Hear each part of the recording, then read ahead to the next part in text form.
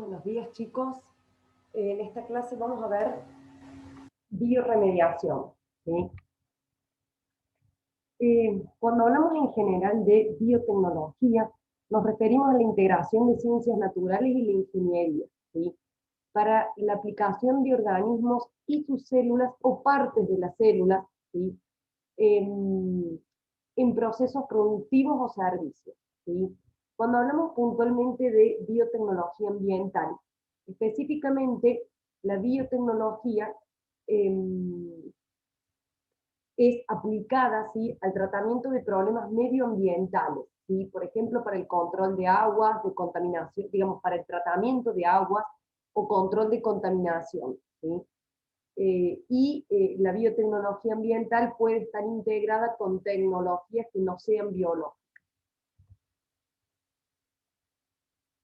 ¿Qué aplicación tenemos de la biotecnología? La biotecnología la podemos utilizar en el seguimiento, ¿sí?, de contaminación, como por ejemplo biosensores, para ir sensando la concentración de algún analito de interés, en el tratamiento de residuos o de lugares que ya han sido contaminados, y también para la prevención. Y cuando hablamos particularmente de lo que es biotecnología microbiana, hablamos del desarrollo, ¿sí?, y utilización de los sistemas microbiológicos para la remediación de ambientes que están contaminados, ¿sí?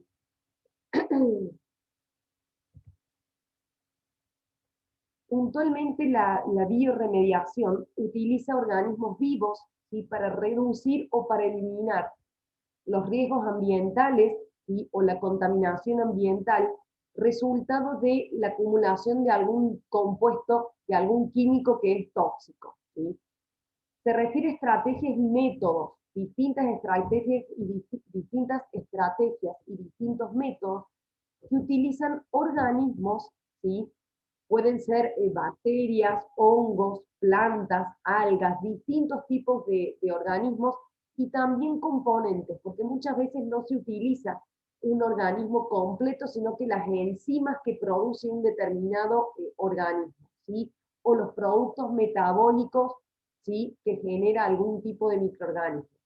Y estos son utilizados para degradar justamente algún contaminante orgánico del cual queremos reducir su contaminación, ¿sí?, o por lo menos convertirlo en algún otro producto que sea menos tóxico, ¿sí? Cuando se habla de depuración, se habla de eliminar, ¿sí?, un contaminante antes de que éste alcance el medio ambiente, ¿sí? En realidad, cuando ya existe la contaminación, cuando la contaminación ya se ha producido, es necesario restaurar o mitigar el ecosistema, ¿sí? Y por eso hablamos de mitigación como todas aquellas medidas que se toman para contrarrestar o minimizar eh, aquellos impactos ambientales negativos, ¿sí? La bioremediación es un proceso natural, ¿sí?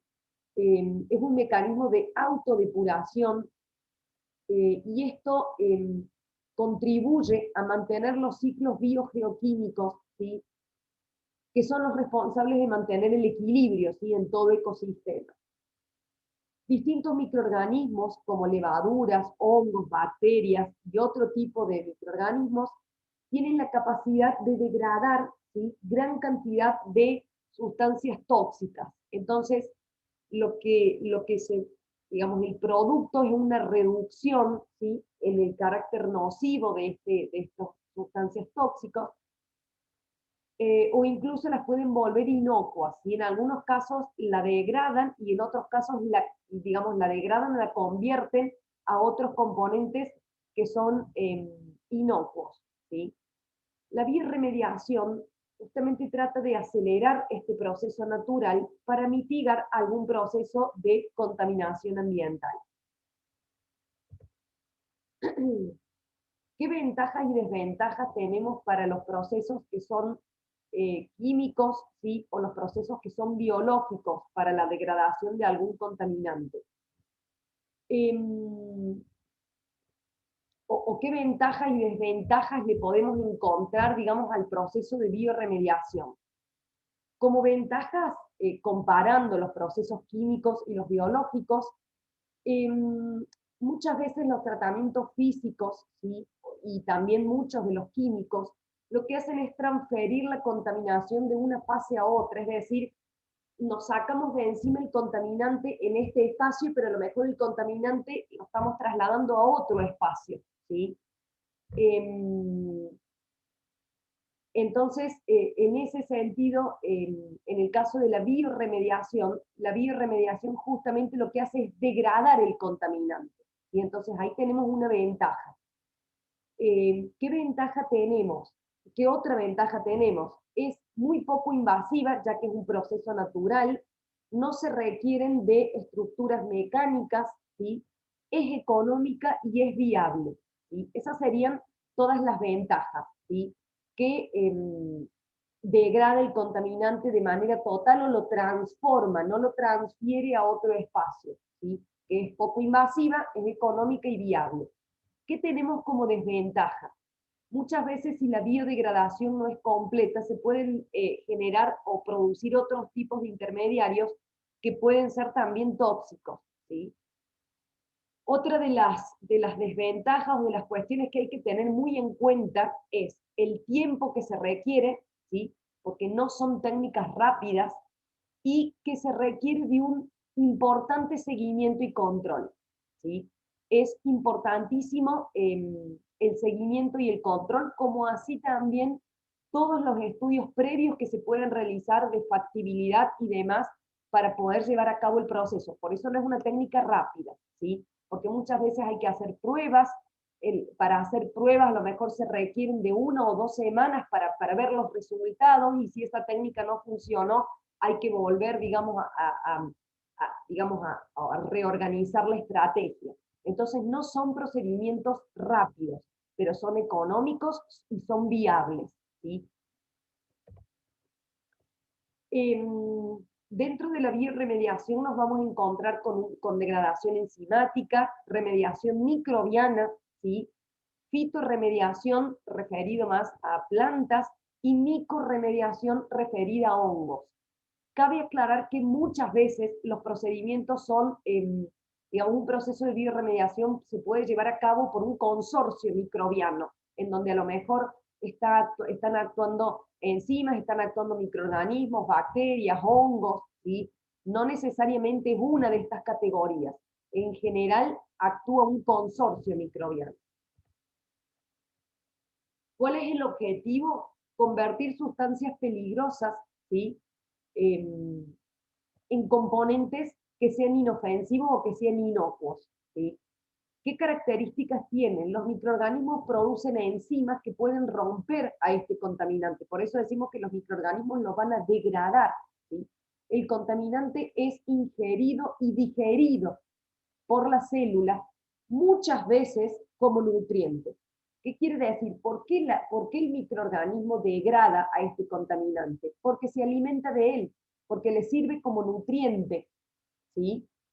Esto no ocurre en todos los casos, ¿sí? Pero muchas veces cuando un microorganismo crece en una zona contaminada con un determinado componente, significa que se está nutriendo de ese componente, ¿sí? Tenemos bioremediación tenemos una clasificación que puede ser in situ o ex situ. Ya vamos a ver el esquema general. In situ es cuando la bioremediación se da en el lugar de la contaminación. Y a su vez podemos hablar de una bioestimulación, ¿sí? O una bioaumentación. Cuando hablamos de una bioestimulación, hablamos de activar o de estimular los microorganismos que ya están presentes, por ejemplo, en el suelo, si estamos hablando de suelo contaminado, o en el ambiente, porque es in situ, ¿sí? Este tipo de bioremediación se lleva a cabo en el lugar, como activando o estimulando o favoreciendo el crecimiento de los microorganismos que ya están presentes. Y cuando hablamos de bioaumentación, hablamos justamente de adicionar microorganismos a ese medio.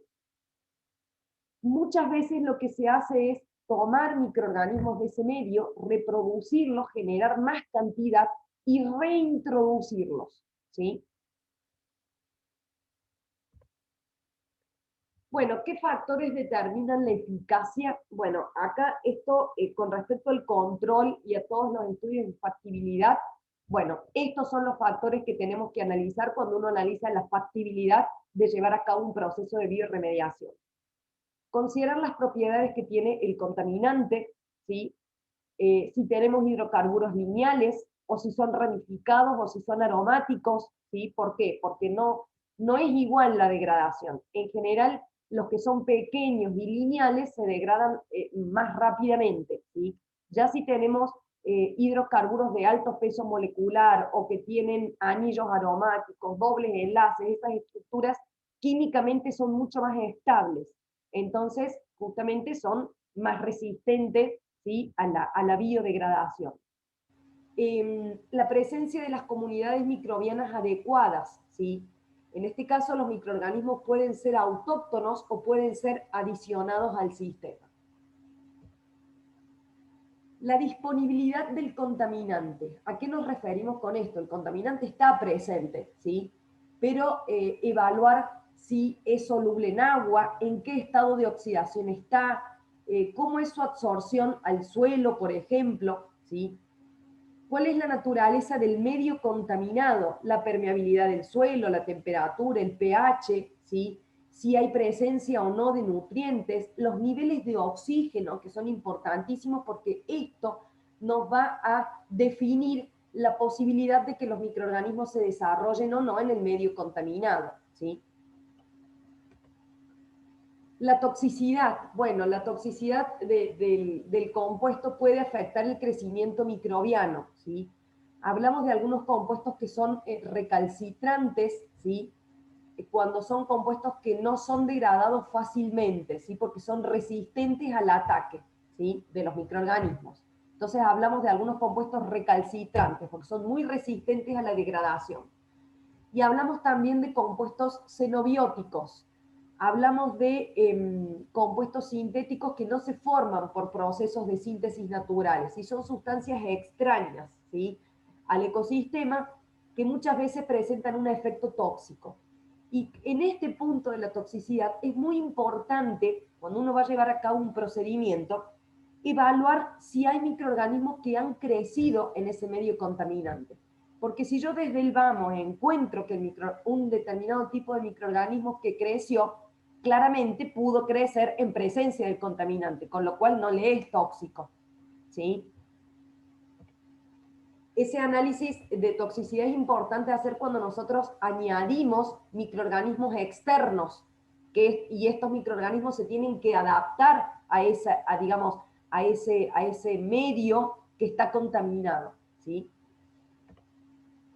¿Qué limitaciones tiene? Bueno, hay que analizar qué tipo de contaminante tenemos y qué concentración, porque muchas veces si el contaminante está en una concentración elevada no es tan sencillo llevar a cabo un proceso de bioremediación. ¿Qué medio ambiente tenemos en el sector? Las características del suelo, del aire, del agua, de las temperaturas, ¿sí? Las naturalezas del microorganismo que vamos a utilizar, relación costo-beneficio. Y acá tenemos que analizar el costo y el impacto ambiental, evaluar que el procedimiento que vamos a llevar a cabo no tenga un impacto ambiental negativo. ¿A qué se refiere esto? Fundamentalmente cuando nosotros modificamos el ecosistema, cuando yo agrego microorganismos externos, hay que tener mucho cuidado de no estar interfiriendo de manera negativa con el ecosistema propio del lugar, ¿sí? ¿Por qué? Porque yo voy a, digamos, a favorecer el desarrollo de determinado microorganismo y a lo mejor estoy destruyendo algún otro tipo digamos, digamos, de vida, ¿sí? Y a lo mejor empiezo a generar un desbalance en ese ecosistema, ¿sí? La duración del proceso y la capacidad limitada que podamos tener, ¿sí? Bien, yo recién estuve hablando de lo que es la bioremediación in situ.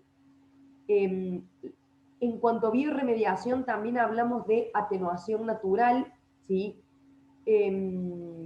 Cuando hablamos de atenuación natural, es un proceso que se da naturalmente habitualmente todos los cuerpos de agua, los suelos, tienen microorganismos que van degradando determinados contaminantes naturales, ¿sí? Entonces a eso le llamamos atenuación natural, ¿sí?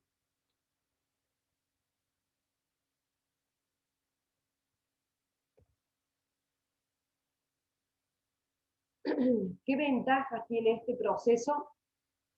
Bueno, es un proceso que se da de manera natural, es aplicado, ¿sí?, a un ámbito amplio, es poco invasiva, ¿sí?, y es económica. Digamos, algunas características que ya hemos mencionado, y en general, como es un proceso natural y económico, tiene una buena aceptación digamos, en cuanto a la opinión pública, ¿sí? Bueno, esto yo ya se los había comentado con respecto a la bioestimulación y la bioaumentación, ¿sí?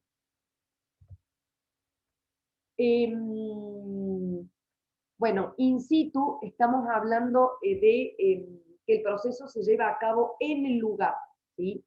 En general, uno puede adicionar nutrientes, esta es la opción más económica, ¿sí? Porque uno en el lugar lo que hace es favorecer y optimizar el crecimiento de los microorganismos digamos, que están presentes, ¿sí? Y acá vuelvo a insistir con la importancia de conocer en qué condiciones ambientales se están desarrollando esos microorganismos, ¿sí? Qué requerimientos de oxígeno, ¿sí?, de nutrientes pueden tener este tipo de microorganismos que se han desarrollado en el lugar contaminado, ¿sí? ¿Sí?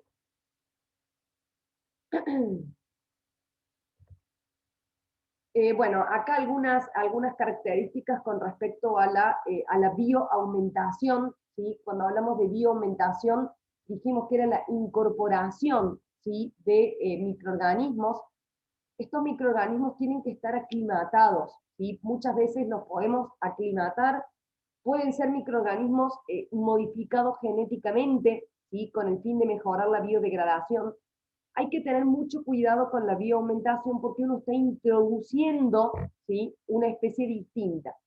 Muchas veces llegamos a este punto de, por ejemplo, un microorganismo modificado cuando no hay ningún otro microorganismo presente en el lugar que sea capaz de degradar el contaminante, ¿sí?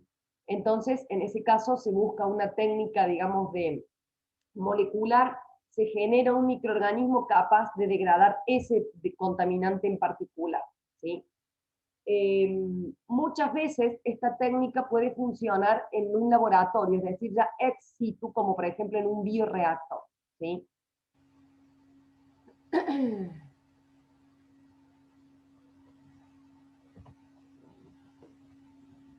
Em, distintos tipos de procesos que se llevan a cabo cuando hablamos de técnicas in situ o técnicas ex situ, ¿sí? In situ podemos hablar del bioventing o biosparging, que son bastante parecidos, ¿sí? Y ex situ podemos hablar del land farming, ¿sí?, o composteo, el compost, ¿sí?, o de bioreactores, ¿sí? Cuando hablamos de bioventing, el bioventing consiste en la ventilación, ¿sí?, en la inyección de aire a presión de oxígeno, ¿sí?, en la zona saturada del suelo. ¿Cómo se realiza esto? A través de distintos pozos de inyección. Entonces lo que se hace es airear el suelo. ¿Para qué? De esta manera se va a favorecer la degradación de los hidrocarburos por dos motivos. Por un lado, se pueden volatilizar, ¿sí?, facilitando que migre, ¿sí?, la fase volátil, ¿sí? Y por otro lado, la biodegradación, ya que cuando aumenta la concentración de oxígeno se va a estimular el crecimiento de los microorganismos aeróbicos. Con respecto al biosparging, es una inyección de aire a presión, es un proceso, digamos, bastante parecido al anterior, pero en general lo que se hace es inyectar aire desde la parte inferior, ¿sí?, para desplazar el contaminante, ¿sí?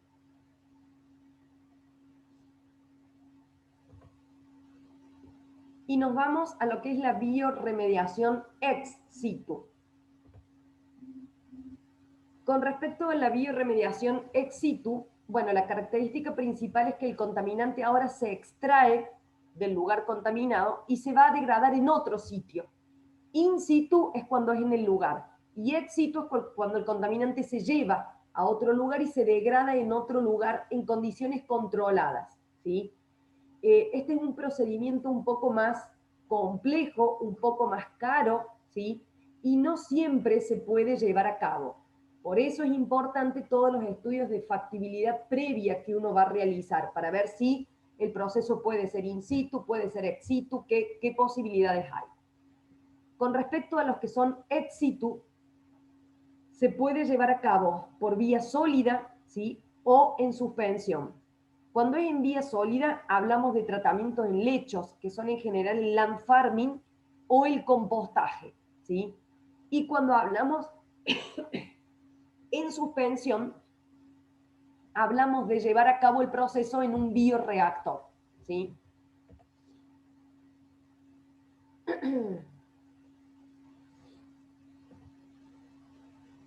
Bien.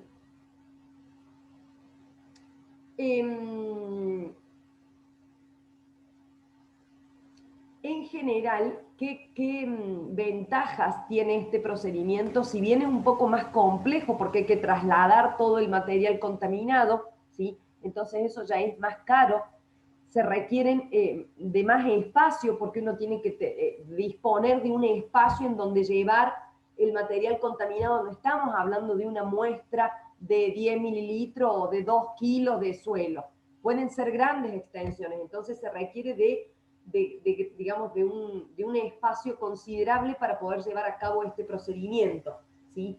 ¿Qué ventaja tiene? Bueno, nos da la posibilidad de optimizar todos los parámetros microbiológicos que necesitemos para llevar a cabo el procedimiento, ¿sí? Porque tenemos total control sobre la temperatura, sobre, digamos, la presencia o no de oxígeno, los nutrientes, ¿sí? Cuando el proceso se lleva a cabo in situ, en el lugar, y muchas veces nosotros podemos controlar algo, pero la temperatura a lo mejor no la podemos controlar, la humedad no siempre la podemos controlar. Entonces, justamente la ventaja que tienen los procedimientos ex situ es que uno, si bien son más complicados, uno logra controlar todas las, digamos, todas las condiciones, ¿sí? Bueno, acá un poquito les explico de qué consta esta técnica de land farming, ¿sí? Por ahí hay como distintas modificaciones. Lo pueden encontrar también como tratamiento en lechos, por ahí tiene alguna que otra modificación, ¿sí?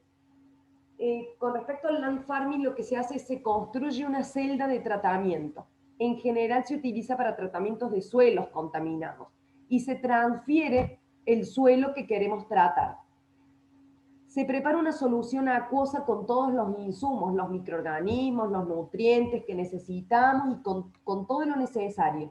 Y periódicamente se va controlando la humedad de la mezcla, se va aireando, se van controlando los parámetros y se van realizando muestreos, ¿sí? Entonces uno va tomando muestra y va midiendo la concentración del contaminante en cuestión. ¿Qué tiene de bueno este tipo de técnicas? Que uno puede ir midiendo y cuando la concentración del contaminante es aceptable, ¿sí? Se puede concluir, digamos, que el proceso ha finalizado, ¿sí? En ese caso, el suelo ya tratado se va a depositar en el lugar del cual fue extraído, ¿sí? El suelo ya reconstituido, por así decirlo, ¿sí? Bien, vamos a ver un poquito qué tipos de bioreactores tenemos, ¿sí?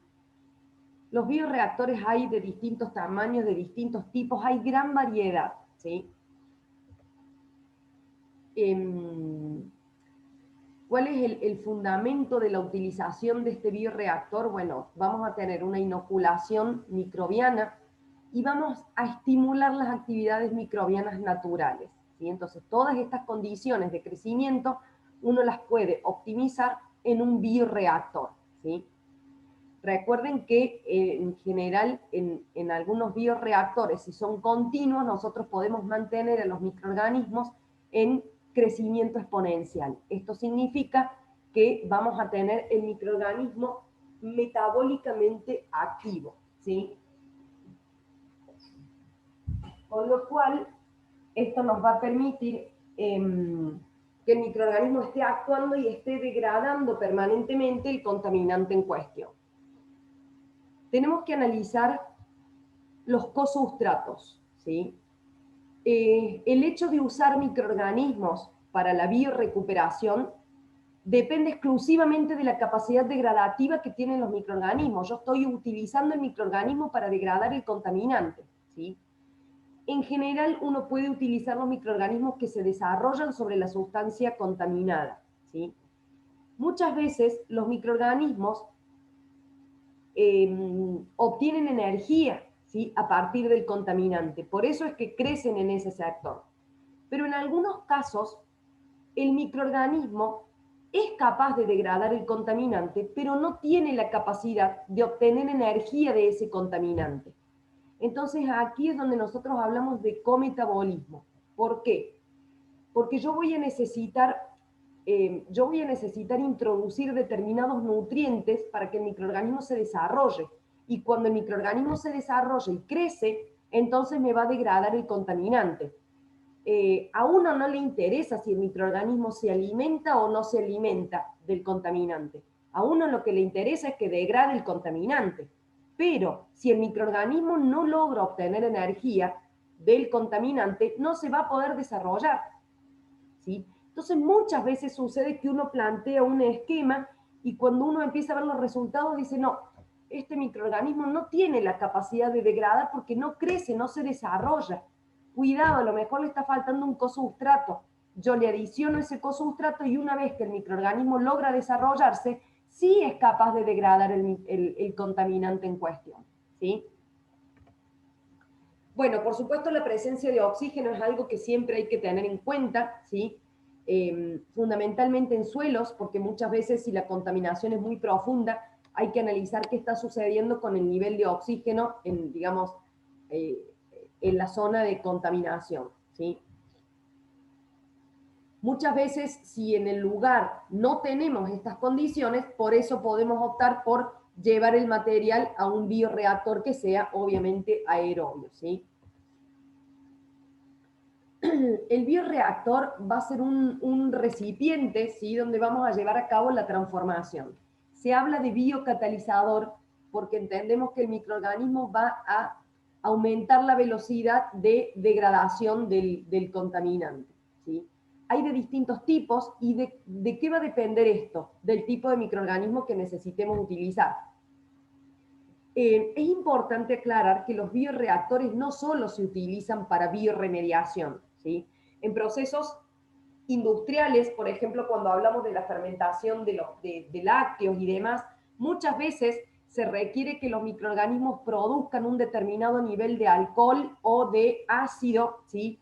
Entonces lo que se hace es justamente hacer crecer los microorganismos en el bioreactor con el, digamos, con el proceso, con el alimento en sí o con el procedimiento en sí, ¿sí?, hasta obtener la calidad que se requiere, ¿sí? Entonces, en ese caso, el bioreactor va a mantener, ¿sí?, va a mantener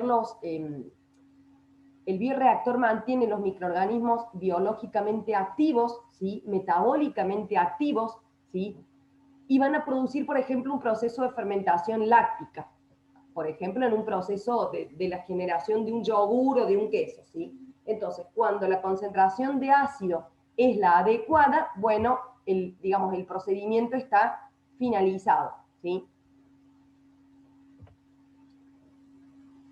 Todas las condiciones pueden ser controladas. Esto no es sencillo, no es fácil poner en funcionamiento un bioreactor y mantenerlo estable por un determinado periodo de tiempo, porque muchas veces esto no es un proceso de a lo mejor un día, a lo mejor lleva días o semanas, ¿sí? Muchas veces se conectan bioreactores en serie, entonces van teniendo distintos procesos, distintas concentraciones en los distintos bioreactores, ¿sí? Si bien podemos controlar todas las condiciones, es bastante complejo acondicionar la temperatura, el pH. Por supuesto que tenemos que mantener la población de microorganismos puros, ¿sí?, porque si se me contaminan ya no va a ser viable, ¿sí? la velocidad de flujo. Entonces, todas esas son variables que se deben tratar, ¿sí? Un bioreactor ideal, bueno, debe tener todas estas características. Obviamente estamos hablando de lo ideal. Después, bueno, uno puede tener distintas situaciones. Que la temperatura sea constante, que la concentración de nutrientes sea constante, que el cultivo esté puro, ¿sí? Obviamente maximizar el rendimiento, reducir los costos, bueno, todo muchas veces no se logra, pero bueno, la idea es apuntar o esperar este tipo de características.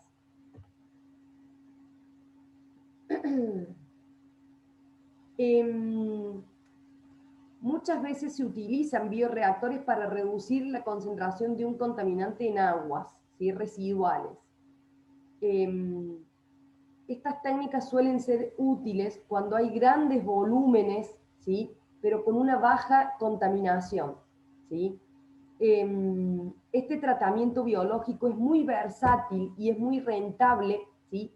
Y nos sirve para tratar grandes volúmenes de agua, pero en general cuando la contaminación es baja.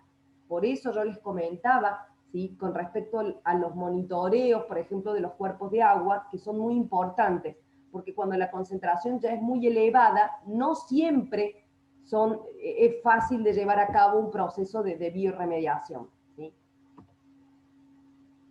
Bueno, vamos a ver distintos tipos de bioreactores.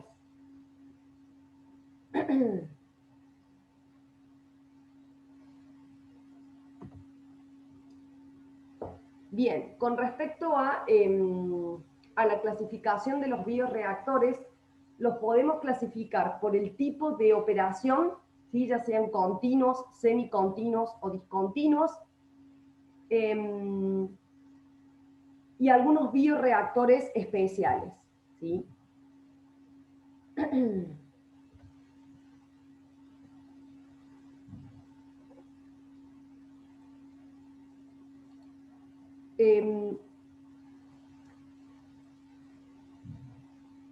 Voy a cerrar, digamos, esta clase acá y en un próximo videito continúo con esa parte de los bioreactores, ¿sí?